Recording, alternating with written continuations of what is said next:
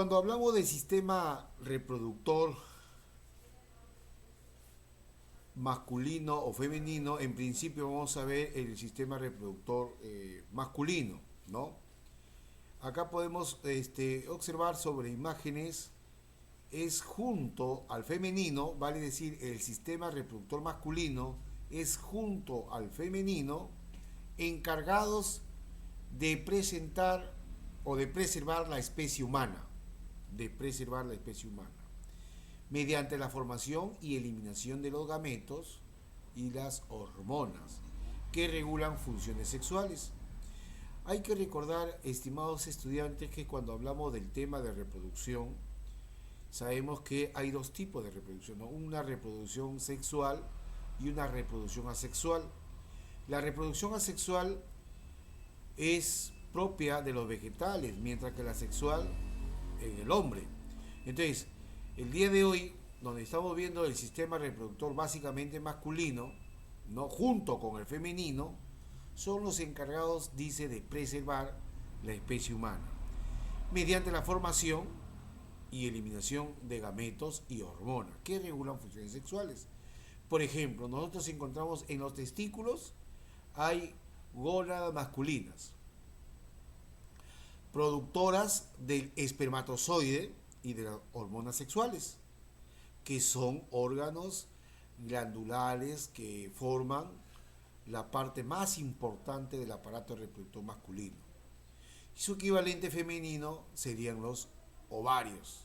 ovarios. En las vías espermáticas son conductores de transportar, o sea, transportan.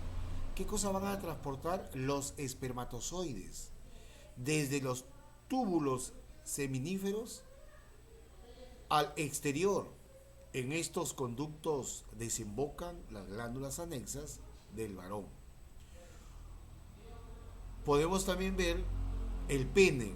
El pene tiene como función, es un órgano copulador masculino que está formado por tres cuerpos cilíndricos constituidos por un tejido eréctil, el cual está envuelto externamente por la piel.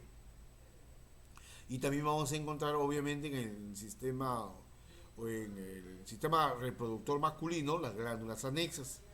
Estas son estructuras formadas por 5 glándulas exocrinas, encargadas de formar secreciones que faciliten el coito y la fecundación. Sobre imágenes podemos observar acá un joven, ¿no? Donde básicamente, a través de la otra imagen que la tenemos al otro lado, es los testículos. Acá están los testículos que estamos señalando. Están ubicados en las bolsas escrotales. Están ubicados en las bolsas en el escroto, o llamadas también bolsas escrotales. Criptorquidia. La criptorquidia es acá la que va a cubrir los testículos, ¿ya? Dice 3 grados centígrados por debajo de la temperatura corporal. ¿Qué significa? Nosotros jóvenes, el ser humano tiene aproximadamente un 37 grados centígrados de calor, ¿no?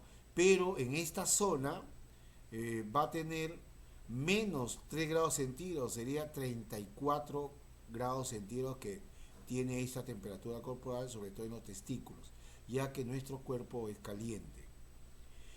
Izquierdo más descendiente que el derecho. Presentan dos músculos. Estos dos músculos se llaman dartos y cremaster.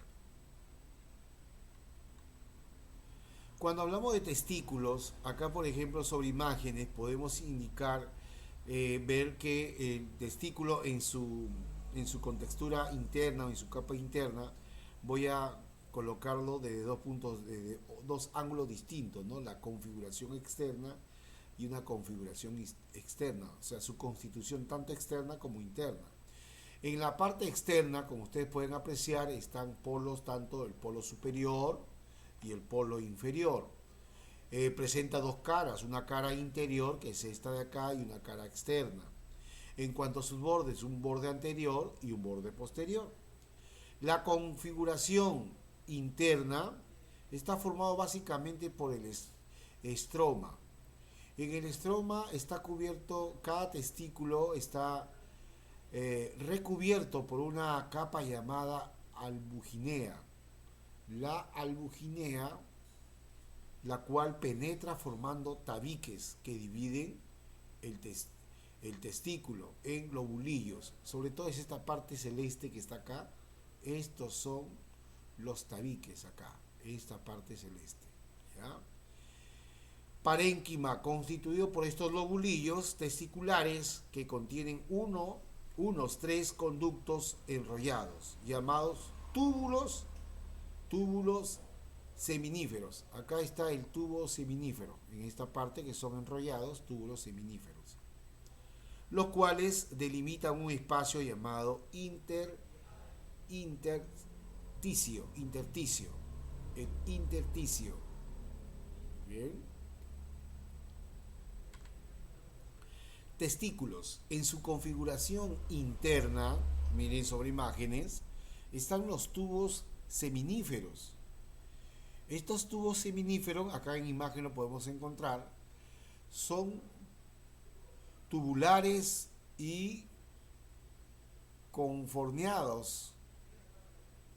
Se da básicamente en la espermatogénesis, vale decir, la pared de los túbulos están formados por dos tipos de células, ¿no? Recuerda que la célula es la unidad fundamental, es la unidad morfológica, fisiológica, estructural de todo ser vivo. Entonces encontramos la espermatogonia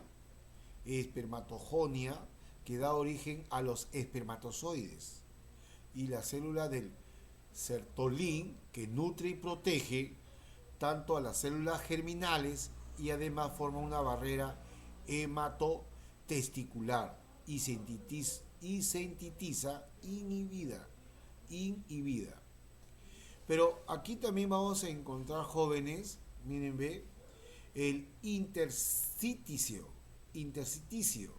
Se halla en los túbulos, acá está, en los túbulos. En estos túbulos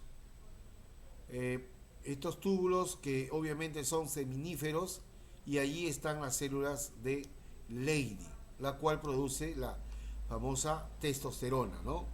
Y su función testicular se divide en exocrina y endocrina. La exocrina corresponde a los espermatozoides y la endocrina a las hormonas. En sus vías espermáticas podemos indicar que son conductos que transportan los espermatozoides desde los túbulos seminíferos al exterior. En estos conductos desembocan las glándulas anexas al aparato reproductor masculino, como por ejemplo vemos los túbulos rectos. Acá está, estos túbulos rectos que son cortos, rectilíneos, se originan en el vértice de los lobulillos. También el rete testis, que se forma por una confluencia de túbulos rectos. Encontramos a los conductos eferentes, que atraviesa la albugínea y comunica con el epidídimo. El epidídimo es largo y tortuoso, aproximadamente 6 metros. Los espermas adquieren motilidad y se reabsorbe lo mal formados. Los más formados. Podemos los más formados. Los conductos deferentes se dirige hacia la parte posterior de la vejiga, uniéndose a la vesícula seminal. Y también tenemos el conducto eyaculador. Penetra la próstata y desemboca en la uretra prostática. El pene. El pene es considerado el órgano copulador masculino. Presenta 3 cuerpos cilíndricos. Está constituido por un tejido eréctil, cubierto exteriormente por piel. Una de ellas, por ejemplo, encontramos el cuerpo cavernoso. Son 2 situados en la parte dorsal y presenta senos venenosos o venosos que al llenarse permite que el pene pase al estado de erección. El cuerpo esponjoso es único, pero es más largo que los anteriores, situado en la parte ventral y contiene uretra esponjoso, penetra una dilatación distal llamado glande, el glande. Prepucio es una doble capa de piel retráctil que cubre el glande. Por ejemplo, aquí está el prepucio. Por ejemplo, aquí en esta parte, cuando por ejemplo un niño ya ha nacido, obviamente es entendido, ¿qué hace la madre de familia, la mamá? Tiene que ir abriéndole esta capa, ¿no? Esta capa de la piel retráctil, para que pueda no tener luego una dificultad, porque si eso no se logra abrir, a posterior van a tener que hacer una operación. ¿Qué glándulas, por ejemplo, encontramos? Por ejemplo, la vesícula seminal, la próstata, la glándula de Cooper, el número que son 2, su localización en la vesícula seminal, por delante del recto y encima de la próstata, donde desemboca en un conducto eyaculador. ¿Cuál es la función de la vesícula seminal? Es secretar parte del líquido seminal, el cual contiene fructuosa y prostaglandinas. Prostaglandinas. En la próstata, por ejemplo, hay una próstata y la localización es debajo de la vejiga, por detrás de la sínfisis púbica, desemboca en la uretra prostática y la función es que secreta un líquido alcalino de aspecto lechoso que contiene principalmente ácido cítrico. Ahí está el catión calcio, la fosfatasa ácida. La glándula de Cooper son 2, la localización por detrás de la uretra membranosa, desemboca en la uretra esponjosa y la función que realiza es elaborar moco, el cual lubrica la uretra y reduce la fricción del acto copulatorio. Los espermatozoides. Los espermatozoides hemos dicho también que son células reproductoras masculinas, ¿no? Es una de las células más diferenciadas y su función es la formación del cigoto. Totipotente al fusionarse su núcleo con el del gameto femenino. Es un fenómeno que dará lugar posteriormente al embrión y al feto. En la fecundación humana, los espermatozoides donde el sexo a la nueva célula diploide, pues pueden llevar cromosoma sexual, recuerden, X o Y, mientras que el óvulo solo lleva X, es decir, que en una mujer los cromosomas es X y en un varón es X o Y. Y acá tenemos pues el recorrido que realiza la producción de los espermatozoides. Y nos dan también unas recomendaciones para preservar la fertilidad, ¿no? Eso deberíamos tener en cuenta. No fumar, saben que fumar es dañino. No tomar esteroides. Llevar una dieta equilibrada es importante y hacer obviamente ejercicios. Los espermatozoides sabemos que es una de las células más diferenciadas y la función en la formación del cigoto, en la cual, por ejemplo, en imágenes, yo puedo observar aquí cómo es un espermatozoide, mira, ve, y cuáles son las partes de un espermatozoide, ¿no? La cabeza básicamente, el cuerpo y acá está la cola, la cola.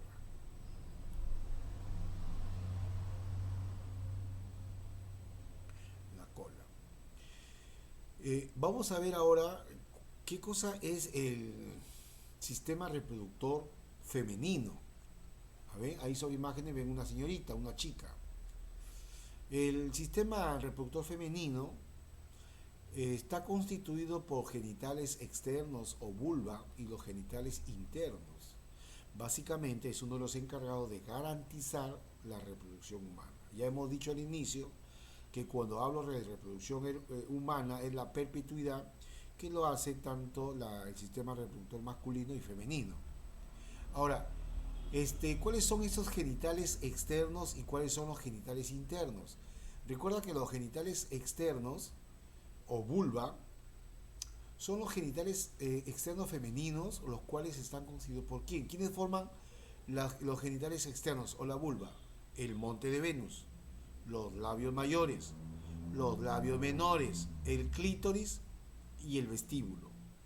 Si me dicen cuáles son los genitales internos en una mujer, son los genitales internos femeninos, los cuales están constituidos básicamente por la vagina, el útero y las trompas de falopio junto con los ovarios. Ahí tenemos en imagen, ¿ven? El monte de Venus. Miren, ahí está el monte de Venus, que es la elevación del tejido adiposo recubierto de piel y del vello púbico, grueso, que amortigua la sínfisis púbica durante el acto sexual. Miren el clítoris, ahí está el clítoris, aquí esta parte del clítoris, órgano eréctil, se ubica en la unión superior de los labios menores. Y acá tenemos los labios mayores. El labio mayor son dos repliegues cutáneos grandes que contienen tejido adiposo. Son glándulas sebáceas con vellos, son rugosos y pigmentados. Mientras que los labios menores son dos repliegues cutáneos delgados, sin tejido adiposo, sin glándulas sebáceas ni vellos, son lisos y no pigmentados. El vestíbulo. El vestíbulo es el espacio, esto vendría a ser el vestíbulo, toda esta parte de acá. El vestíbulo es el espacio comprendido entre los labios menores, ojo ahí, donde encontramos orificios y glándulas. También podemos encontrar como genitales externos a la glándula de Skinner, llamadas glándulas uretrales, glándulas parauretrales, glándulas menores, próstata femenina, en dos glándulas ramificadas situadas a ambos lados de la vagina, que se desembocan en un vestíbulo. Ya lo hemos visto, acá está el clítoris, mira, ¿ve? Y la glándula de Bartolín, está acá en esta parte, esta es la glándula de Bartolín, son dos glándulas secretoras diminutas situadas a cada lado de la apertura de la vagina, normalmente son visibles. Secretan una pequeña cantidad de líquido que ayuda a lubricar los labios vaginales durante una función sexual. Introito uretral, extremo final de la uretra.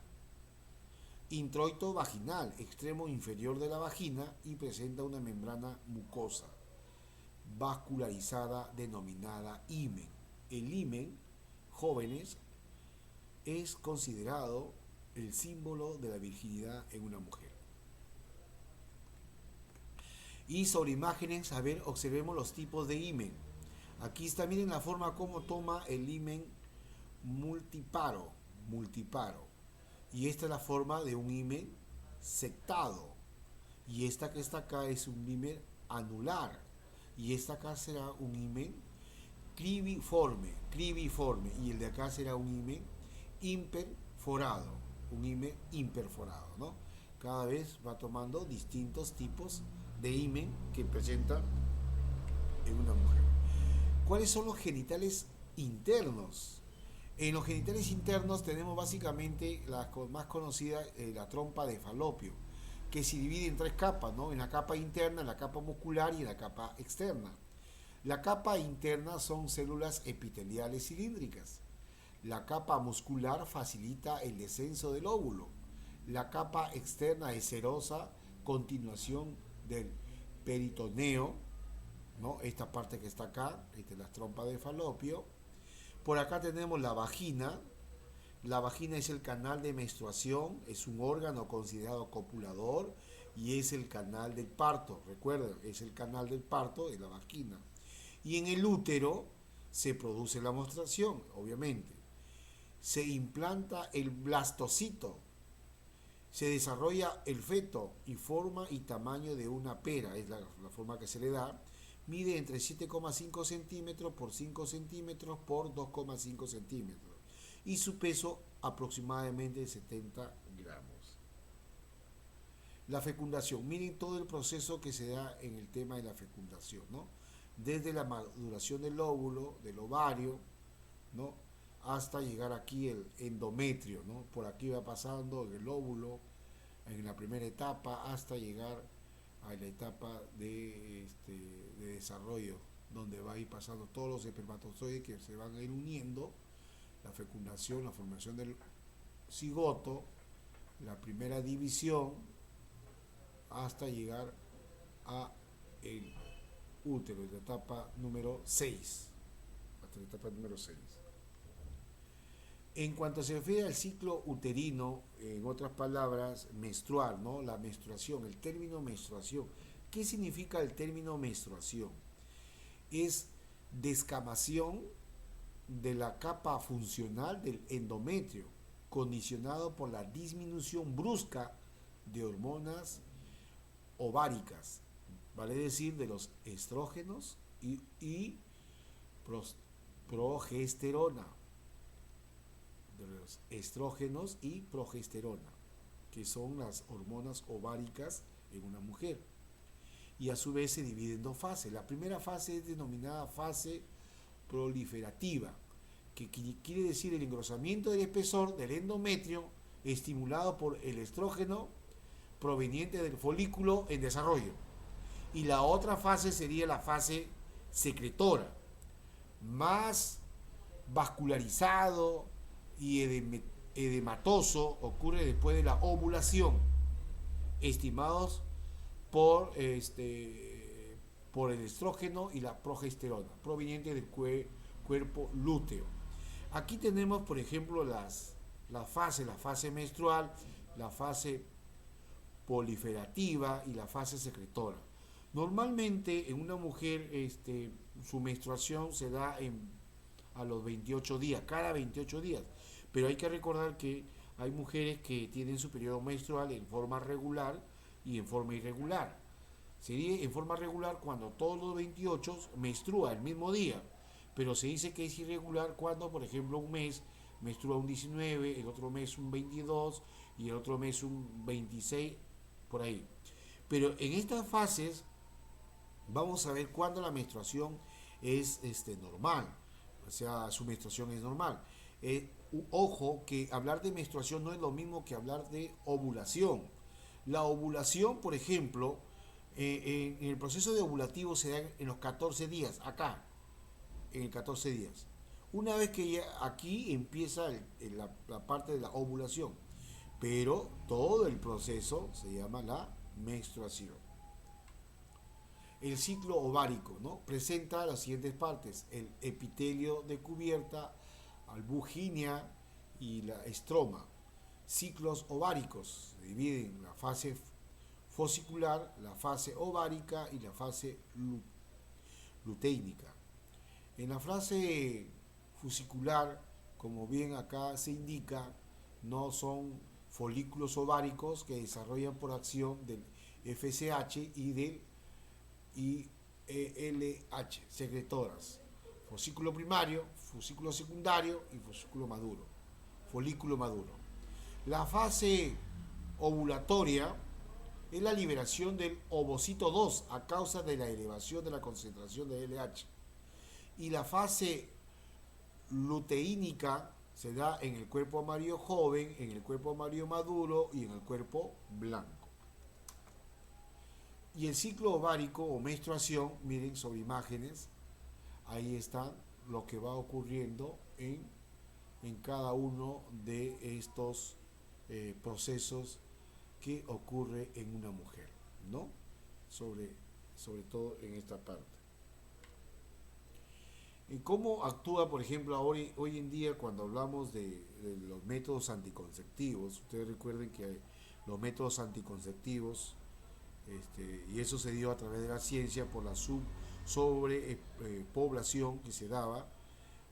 Los métodos anticonceptivos son métodos anticonceptivos naturales y métodos anticonceptivos naturales o químicos.